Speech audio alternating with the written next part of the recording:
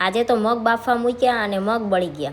વાત જાણે એમ હતી કે સવારમાં જાગી અને સીધી મેં ચા બનાવવા મૂકી દીધી. ચા બનાવતી હતી ત્યાં તો ખાંડ ડબ્બામાં ખૂટી રહી હતી, એટલે પહેલાં તો મેં ખાંડ ભરી લીધી અને પછી બાકીનું કામ પૂરું કરી દીધું. ત્યાં તો જયદીપ પાછા નાસ્તો કરવા બેસી ગયા હતા. આજે બપોરે જમવામાં અમે ઢોકળા લાવ્યા હતા, તો જયદીપને ભૂખ લાગી એટલે પાછો એમને નાસ્તો કરી લીધો અને પછી અમારે જવાનું હતું મારા ફોનનું કવર લેવા. તો અમે પહોંચી ગયા કવરની દુકાને અને ત્યાંથી અમને જે કવર ગમ્યું એ લઈ અને આવતા રહ્યા ઘરે. અને આ છે મારા ફોનનું જૂનું કવર, જે બહુ જ પીળું થઈ ગયું હતું, એટલે પાછું મેં નવું ટ્રાન્સપરન્ટ કવર લઈ લીધું.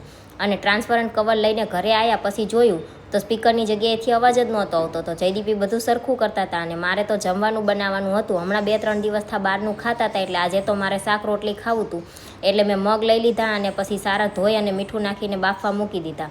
મગનું શાક અને રોટલી બની ગયું એટલે અમે બધાએ જમી લીધું. અને પછી તો મારે ધોવાના હતા વાસણ તો ધોવાના હતા, પણ હું જ્યારે રાંધતી હતી ત્યાં રોજીતથી ફોન આવી ગયો, એટલે વાતુમાં મારા મગ બળી ગયા હતા. વિડીયો ગમે તો લાઈક કરજો, ચેનલને કરજો સબસ્ક્રાઈબ.